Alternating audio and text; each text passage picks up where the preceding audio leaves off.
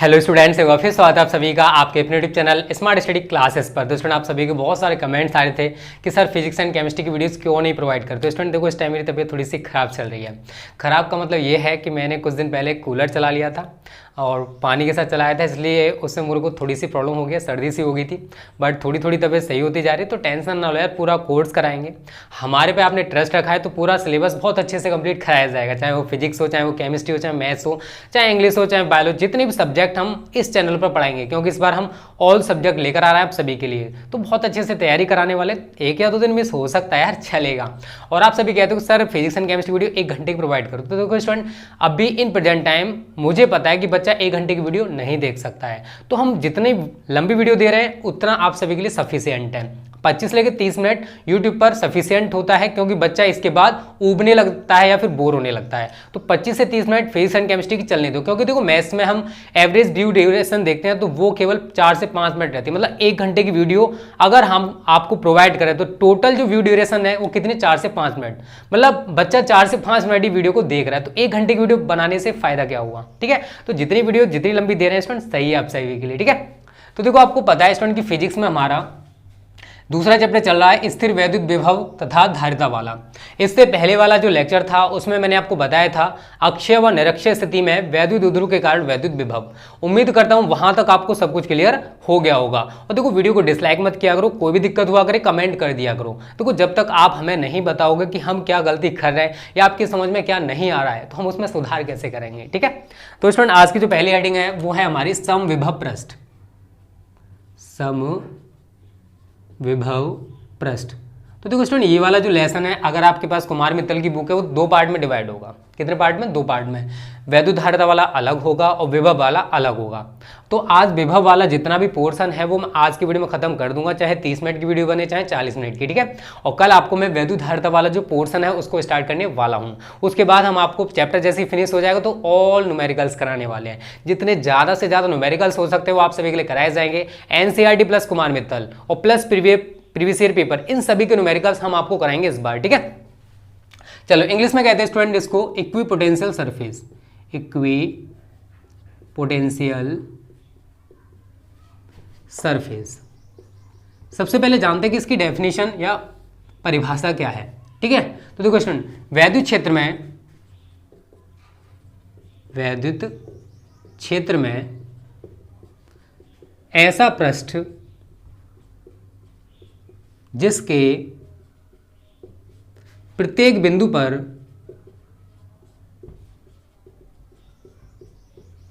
विभव एक समान हो,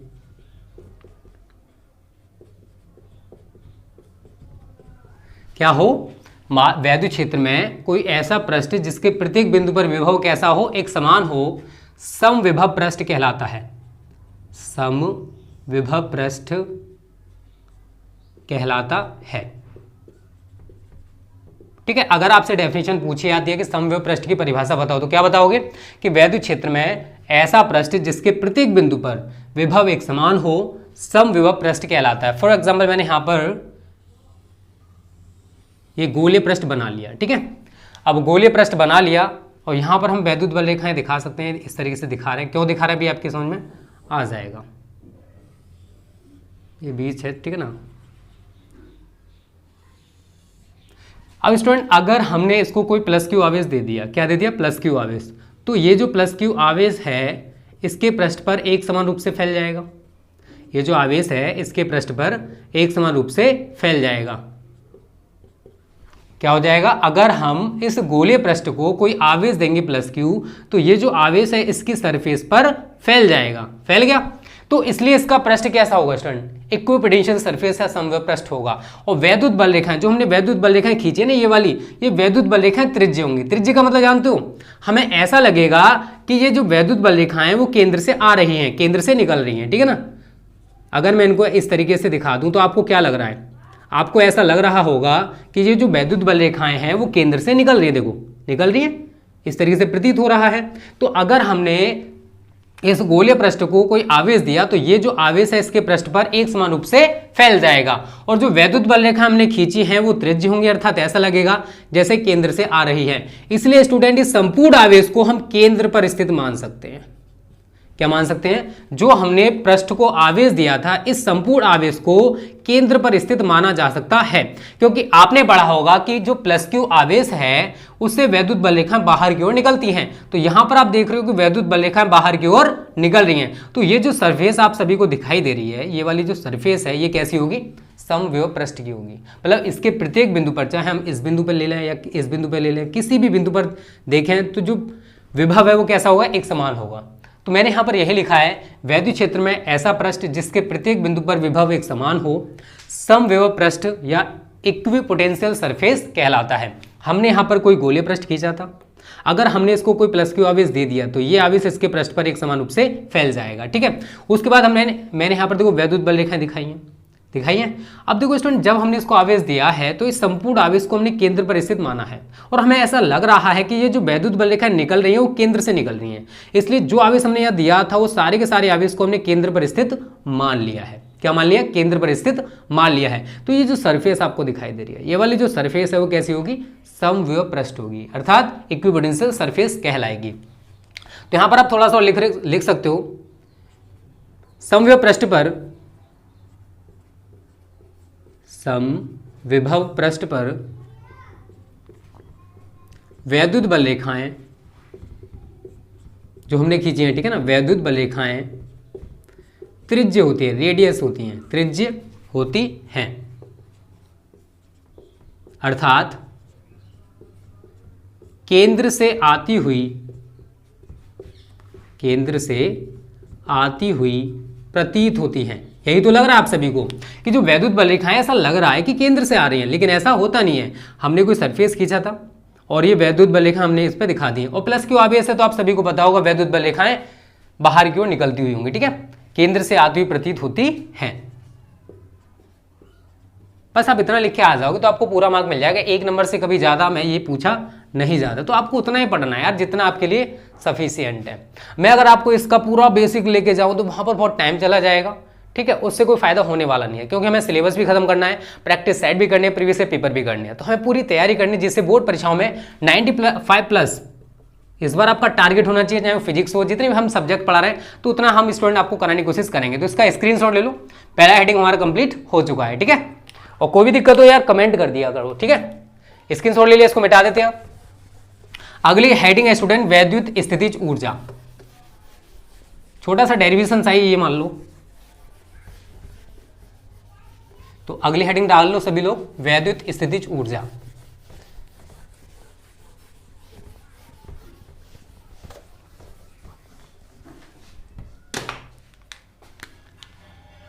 वैद्युत स्थितिज ऊर्जा, इंग्लिश में कहते हैं इसको इलेक्ट्रिक पोटेंशियल एनर्जी। ठीक है, क्या कहते हैं, इलेक्ट्रिक पोटेंशियल एनर्जी। तो सबसे पहले हम डेफिनेशन की बात करेंगे। ठीक है, डेफिनेशन क्या है इसकी, तो यहां लिखोगे आप सभी, आवेशों के किसी निकाय की, आवेशों का कोई निकाय है, ठीक है, तो आवेशों के किसी निकाय की वैद्युत स्थितिज ऊर्जा, वैद्युत स्थितिज ऊर्जा उस कार्य के बराबर होती है, उस कार्य के बराबर होती है जो उन आवेशों को, जो उन आवेशों को अनंत से परस्पर समीप लाकर निकाय की रचना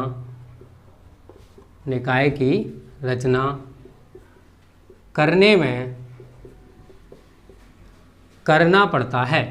क्या करना पड़ता है, कार्य। ठीक है, तो ये डेफिनेशन हो जाए किसकी, वैद्युत स्थितिज ऊर्जा की, कि कोई आवेशों का निकाय हम बनाना चाहते हैं, आवेशों का कोई निकाय है तो उसे बनाने में हमें कार्य करना पड़ेगा। तो मैंने यहाँ लिखा है कि आवेशों के किसी निकाय की वैद्युत स्थितिज ऊर्जा उस कार्य के बराबर होती है जो उन आवेशों को अनंत से परस्पर समीप लाकर निकाय की रचना करने में करना पड़ता है। इसका मतलब क्या है यार, अभी आपकी समझ में आ जाएगा।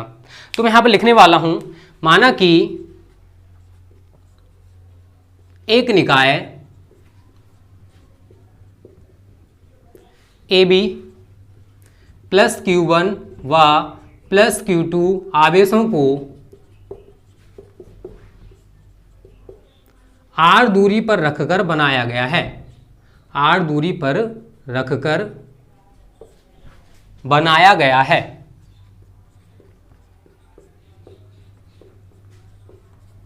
Q1 आवेश पहले से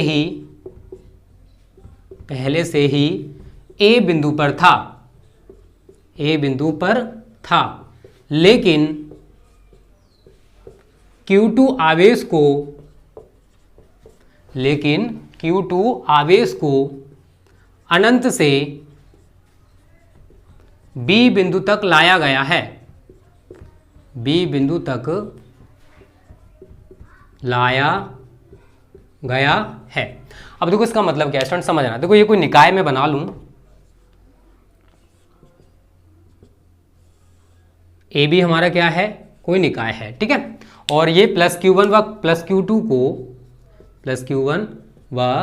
Q2 को R दूरी पर रखकर बनाया गया है। तो ये हमारा क्या हो गया, एक निकाय हो गया। अब समझना, देखो जब हम इस निकाय को बना रहे हैं, ए बी कोई निकाय है, हम इसको बनाना चाहते हैं, तो जो बिंदु ए है इस पर प्लस Q आवेश जो है वो रखा हुआ है, लेकिन इस प्लस Q2 आवेश को हम अनंत से B बिंदु तक लेकर आए हैं, तब जाकर हमारा निकाय AB बना है। तो जो निकाय AB है ये प्लस Q1 व प्लस Q2 आवेशों से मिलकर बना हुआ है। तो जो प्लस Q1 आवेश है ये तो पहले से A बिंदु पर है, लेकिन इस प्लस Q2 आवेश को हम अनंत से कहां तक लेके आए हैं, बिंदु B तक। जब इस Q2 आवेश को अनंत से B बिंदु तक लेकर आया जाएगा तो कार्य करना पड़ेगा। तो जितना हम कार्य करेंगे यही स्थितिज ऊर्जा के रूप में संचित हो जाएगा। तो मैंने यहाँ पर यही डेफिनेशन में लिखा है कि आवेश क्या हो गए, Q1 व Q2। तो आवेशों के किसी निकाय AB की वैद्युत स्थितिज ऊर्जा उस कार्य के बराबर होती है जो उन आवेशों को अनंत से परस्पर समीप लाकर निकाय की रचना करने में करना पड़ता है। तो जब हम इस Q2 आवेश को अनंत से B बिंदु तक लेकर आएंगे तो कार्य करना पड़ेगा, और यही कार्य निकाय में वैद्युत स्थितिज ऊर्जा के रूप में संचित हो जाता है। यहाँ पर ये जो थ्योरी लिखी है पूरी की पूरी मैंने इस डायग्राम से बनाई। कैसे, माना कि एक निकाय AB प्लस Q1 व प्लस Q2 आवेशों को R दूरी पर रखकर बनाया गया है। Q1 आवेश पहले से ही A बिंदु पर था, लेकिन Q2 आवेश को अनंत से B बिंदु तक लाया गया है। यहां तक सबको क्लियर हो गया होगा। अब स्टूडेंट देखो, इस आवेश के कारण हम बिंदु B पर विभव निकाल सकते हैं। Q1 आवेश के कारण, यहां लिखोगे Q1 आवेश के कारण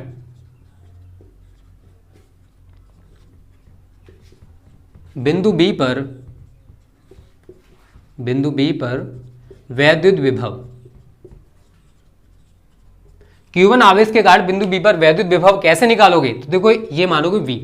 और आप सभी ने डेफिनेशन तो जरूर पढ़ रखी होगी इसकी, ठीक है। तो Q1 आवेश के कारण बिंदु B पर विभव निकालो, तो 1/4 पाई एप्सिलॉन नॉट Q/R क्या होता है, Q/R। लेकिन यहां पर क्या लोगे, Q1/R। Q1 क्यों लिया, क्योंकि मैं इस आवेश के कारण यहां पर विभव निकाल रहा हूं, और यहां से यहां तक का डिस्टेंस आप सभी देख रहे हो R है। तो Q1 आवेश के कारण बिंदु B पर विभव कितना होगा स्टूडेंट, V बराबर 1/4 पाई एप्सिलॉन नॉट Q1/R। इसे आप इक्वेशन नंबर फर्स्ट बना दोगे। यहां तक सबको क्लियर हो गया होगा। अब देखो आप सभी ने विभव की परिभाषा पढ़ रखी है, तो यहां लिखोगे वैद्युत विभव की परिभाषा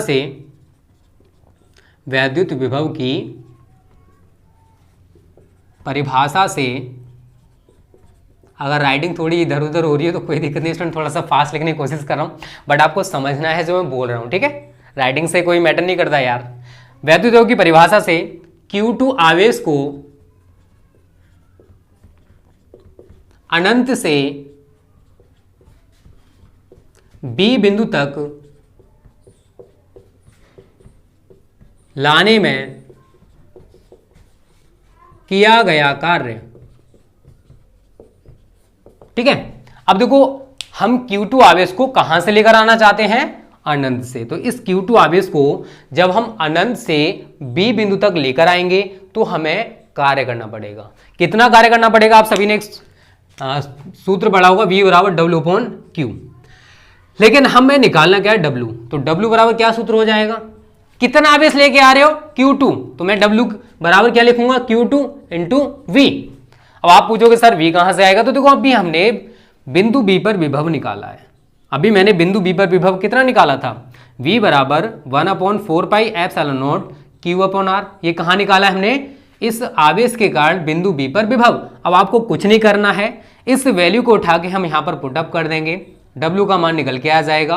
और मैंने आपको क्या बताया है कि उस कार्य को, मतलब जितना कार्य हम कर रहे हैं, यही निकाय में वैद्युत स्थितिज ऊर्जा के रूप में संचित हो जाएगा और हमारा डेरिवेशन पूरा का पूरा समाप्त हो जाएगा। तो कुछ भी नहीं है स्टूडेंट, पहले हमको थोड़ी सी डेफिनेशन को समझना है कि आवेशों का अगर कोई निकाय है AB, अगर हम इसको बनाना चाहते हैं तो बनाने के लिए कार्य करना पड़ेगा और जितना कार्य कर रहे हैं वही निकाय में वैद्युत स्थितिज ऊर्जा के रूप में संचित हो जाता है। और मैंने कैसे प्रूफ किया है, कैसे डेरिवेशन किया है, वो थोड़ा थोड़ा समझ में आ गया होगा।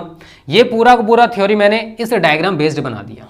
बताओ इसमें रटना पड़ेगा आपको? बिल्कुल भी रटना नहीं, फिजिक्स से एकदम क्लियरली समझा दूंगा, टेंशन ना लेना। अब फिर उसके बाद हमने इस आवेश के कारण विभव निकाल लिया बिंदु B पर। ये वाली डेफिनेशन, मतलब ये वाली लाइन क्लियर। फिर वैद्युत विभव की परिभाषा आप सभी ने पढ़ रखी है कि एकांक परीक्षण आवेश को अनंत से वैद्युत क्षेत्र में किसी बिंदु तक लेकर आने में जितना कार्य करना पड़ता है वही निकाय में, या कह सकते हो उस बिंदु पर वैद्युत विभव कहलाता है। ठीक है, और आप सभी ने ये सूत्र जरूर पढ़ा होगा। तो मैंने यहाँ पर W निकाल लिया। इतना सबको क्लियर है? तो पहले इतने का स्क्रीनशॉट ले लो, फिर मैं थोड़ा सा आगे और बताता हूँ। ठीक है, वीडियो पसंद आए तो प्लीज वीडियो को लाइक जरूर कर देना। देखो लाइक करने का हमें कोई पैसा नहीं मिलता, अगर आप लाइक करोगे तो बस हमें मोटिवेशन मिल जाता है। हाँ, आप सभी के लिए थोड़ी सी मेहनत और की जानी चाहिए। तो आप चाहते हो यार आपको रेगुलर बेसिस पे वीडियोस मिले, ज़्यादा बड़ी बड़ी मिले, तो उसके लिए इतना तो कर ही सकते हो। ठीक है, चलो आगे देखो आगे क्या होने वाला है।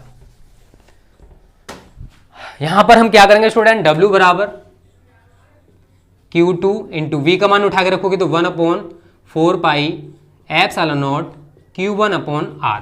क्लियर है सभी को? या Q2 को पीछे ले जाओ, W बराबर 1/4 pi epsilon not Q1 into Q2/R। ठीक है, अब देखो इतना हमें कार्य करना पड़ रहा है उस निकाय को बनाने में, तो यहां लिखोगे यही कार्य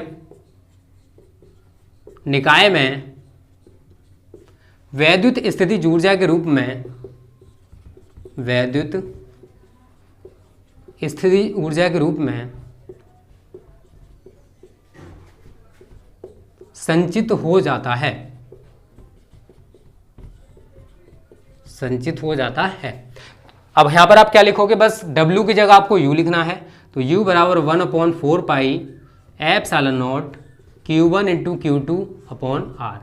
इस तरीके से स्टूडेंट हमारा ये जो डेरिवेशन है वैद्युत स्थितिज ऊर्जा वाला वो कंप्लीट हो जाएगा।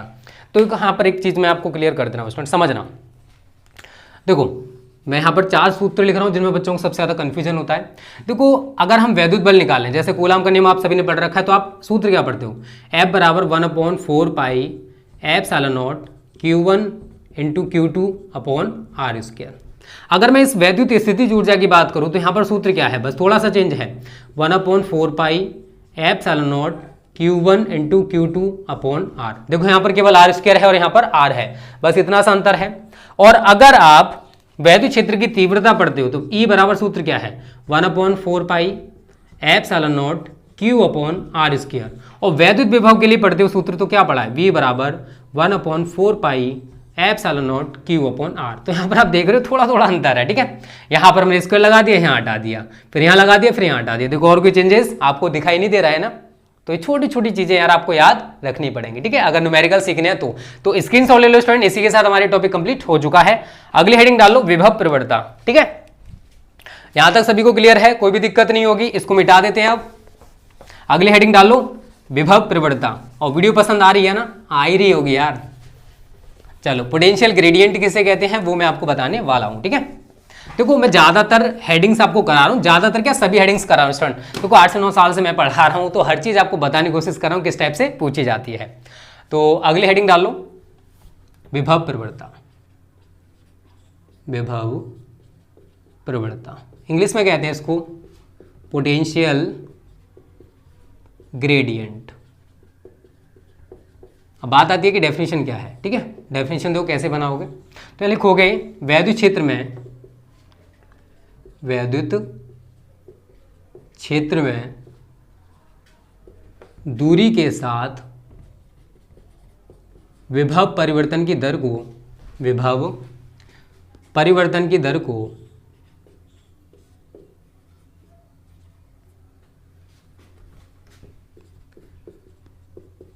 प्रवणता कहते हैं। विभव प्रवणता कहते हैं। ठीक है, तो वैद्युत क्षेत्र में दूरी के साथ, किसके साथ? दूरी के साथ विभव परिवर्तन की जो दर है उसी को विभव प्रवणता कहा जाता है। तो यहां पर मैं थोड़ा सा बता दे रहा हूं। माना कि डेल्टा एक्स दूरी पर स्थित दो बिंदुओं के बीच विभवांतर डेल्टा वी हो। तो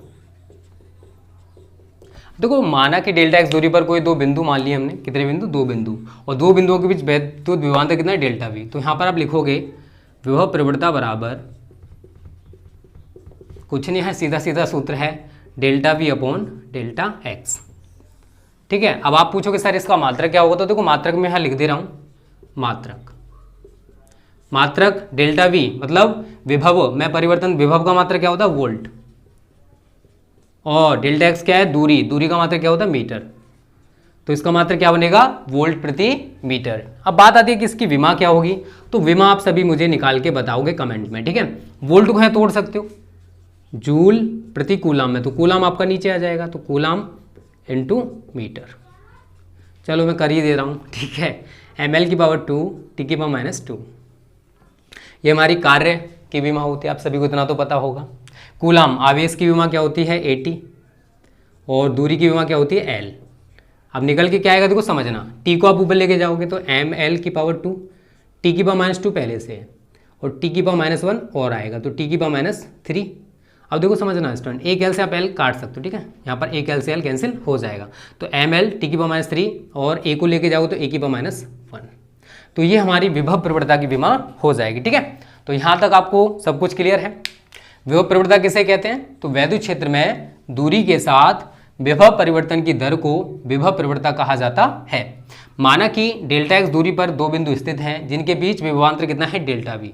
तो यहाँ से आप पूरी की पूरी डेफिनेशन बना सकते हो। वैद्युत क्षेत्र में दूरी के साथ विभव परिवर्तन की दर को विभव प्रवणता कहते हैं। तो रटना नहीं यार, फिजिक्स को समझना है। मात्रक भी देखो इसी से बनाओगे आप। v का मात्रक क्या होता है? वोल्ट, और दूरी का मात्रक क्या होता है? मीटर। इसी से आप विमा बना सकते हो। तो रटना कहाँ पर पड़ेगा आप सभी को? इतने का स्क्रीनशॉट लो, फिर अगली हेडिंग डालो, वैद्युत क्षेत्र की तीव्रता व विभव प्रवणता में संबंध। इंपॉर्टेंट है, पूछा जाता है, बट रिलेशन पूछा जाता है कि दोनों में संबंध क्या है। डेरिवेशन कभी नहीं पूछा जाता है, बट मैं आपको डेरिवेशन करा रहा हूँ जिससे आपको कोई भी दिक्कत ना हो। ठीक है, चलो अगली हेडिंग डालो, वैद्युत क्षेत्र की तीव्रता व विभव प्रवणता में संबंध।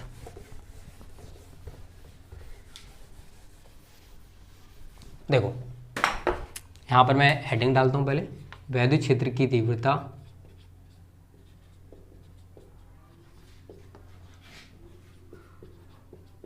व विभव प्रवणता में संबंध।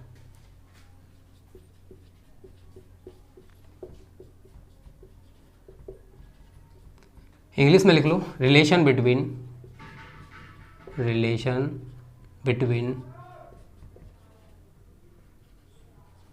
intensity of electric field, intensity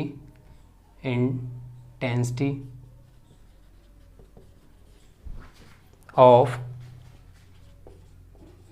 electric field and potential gradient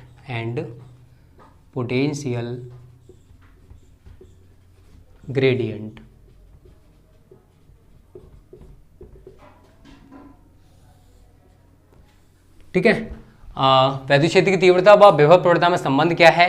relation between intensity of electric field and potential gradient. तो हम इसके लिए छोटा सा पहले प्यारा सा डायग्राम बना लेते हैं। ठीक है, यहाँ पर कोई प्लस क्यू आवेश रखा हुआ है वैद्युत क्षेत्र। ठीक है, और वैद्युत क्षेत्र दिखाओगे डायरेक्शन, तो इस तरीके से वैद्युत क्षेत्र की दिशा हो जाएगी। अब देखो इस प्लस क्यू आवेश से एक्स और एक्स प्लस डेल्टा एक्स दूरी पर दो बिंदु हैं, एक यहाँ पर है बी ए और यहाँ पर है आपका पी, ठीक है। और बिंदु बी जो है स्टूडेंट यहाँ पर एक परीक्षण आवेश प्लस क्यू नॉट रखा हुआ है। अब देखो अगर मैं प्लस क्यू और प्लस क्यू नॉट के बीच अगर बल निकालूंगा तो दोनों की कैसा बल कार्य करेगा, प्रतिकर्षण का, क्योंकि दोनों पर पॉजिटिव पॉजिटिव चार्ज हैं, तो यहाँ पर बल की डायरेक्शन आप इधर साइड दिखा दोगे, ठीक है। अब प्लस क्यू आवेश की बिंदु ए से जो दूरी है स्टूडेंट वो एक्स है और बी से जो दूरी है स्टूडेंट वो एक्स प्लस डेल्टा एक्स है, एक्स प्लस डेल्टा एक्स।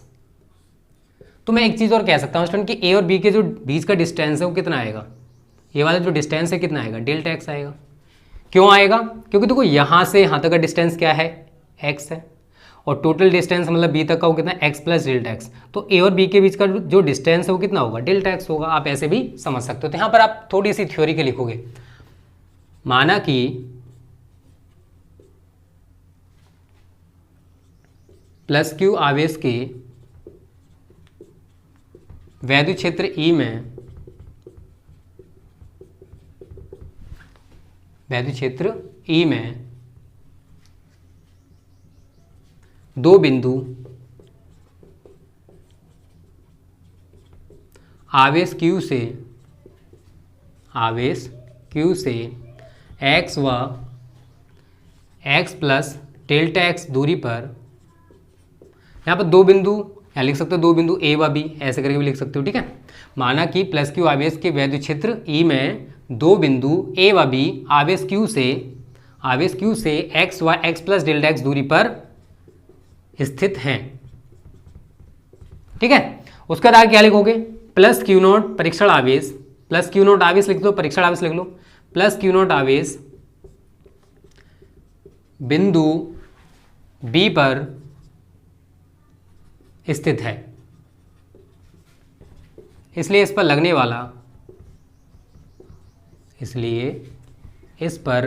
वाला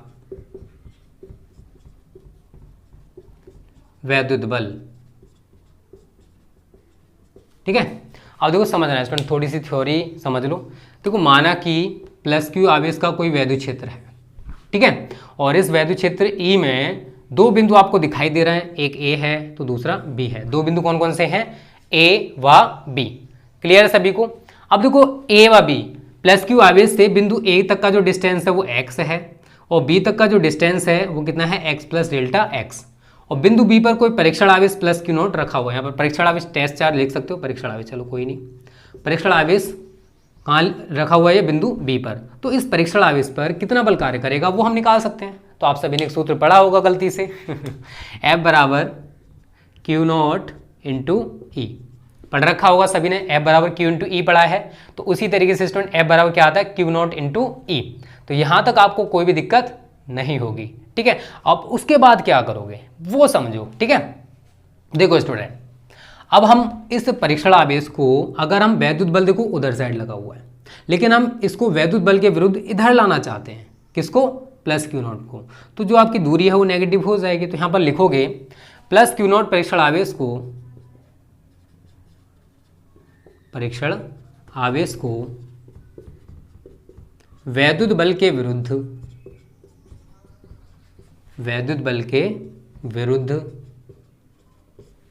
बी से ए तक लाने में किया गया कार्य। तो कार्य बराबर बल गुणा विस्थापन। तो यहाँ छोटा सा कम कार्य करना पड़ेगा, तो यहाँ लिखोगे डी डब्ल्यू बराबर एफ इंटू ए व बी के बीच का डिस्टेंस क्या है, डेल्टा एक्स है, लेकिन हम वैद्युत बल उधर लगा हुआ है और हम इसको इधर लेके आना चाहते हैं, तो हमारा जो डिस्टेंस है वो नेगेटिव हो जाएगा। तो यहाँ क्या लिखोगे, माइनस डेल्टा एक्स। क्यों, क्योंकि हम बल के विरुद्ध कार्य कर रहे हैं, बल के विरुद्ध कार्य किया जा रहा है, इसी वजह से जो डिस्टेंस है स्टूडेंट ये हमारा नेगेटिव हो जाएगा। तो डी डब्ल्यू बराबर F into minus delta x, clear सभी को। अब उसके बाद आप क्या करोगे, उसके बाद देखो एफ का मान ऊपर से उठा के रख दोगे, तो Q not into E into minus delta x. यहां तक आपको सब कुछ क्लियर हो गया होगा। अब उसके बाद देखो स्टूडेंट क्या कर सकते हो वो समझना। देखो इस क्यू नॉट को आप इधर लेके आ सकते हो, इस क्यू नोट को आप इधर लेके आ सकते हो। तो यहाँ लिखोगे D W upon Q naught बराबर minus E into delta X. बताओ लिखा जा सकता है। अब आप सभी ने डेफिनेशन पढ़ रखी है, किसकी पढ़ रखी है, यहाँ पर डी डब्ल्यू की जगह आप डेल्टा डब्ल्यू भी ले सकते हो, लेना चाहते हो तो, नहीं डी डब्ल्यू भी चल सकता है, कोई दिक्कत नहीं है, ठीक है। डेल्टा और डी छोटे से डिस्टेंस को दिखाने के लिए लिए जाते हैं, तो यहाँ पर मैं डेल्टा डब्ल्यू ले लूंगा।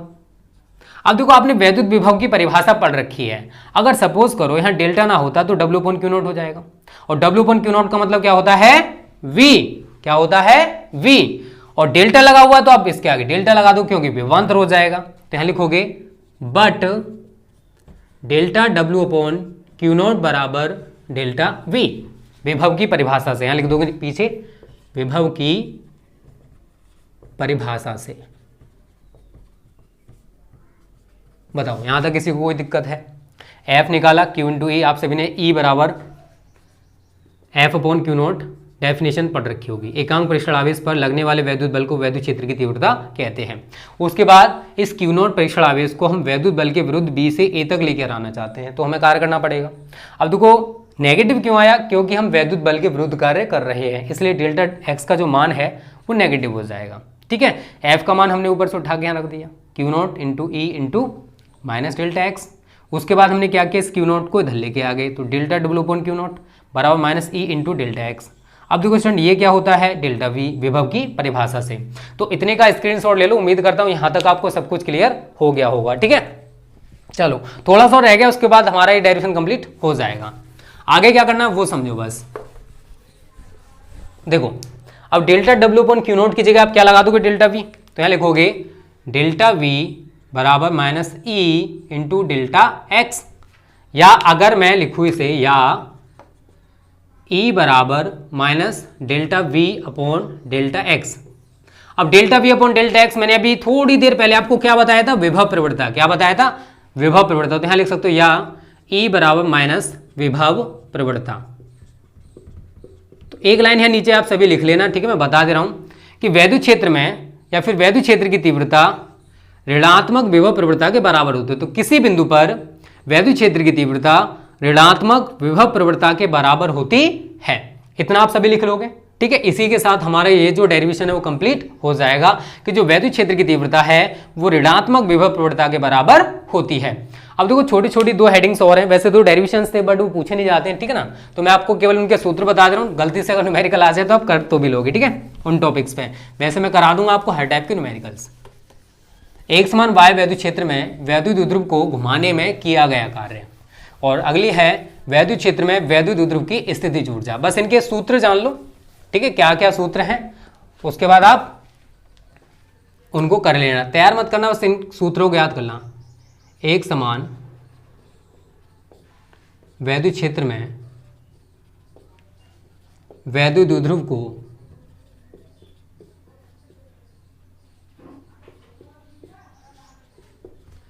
घुमाने में किया गया कार्य, घुमाने में किया गया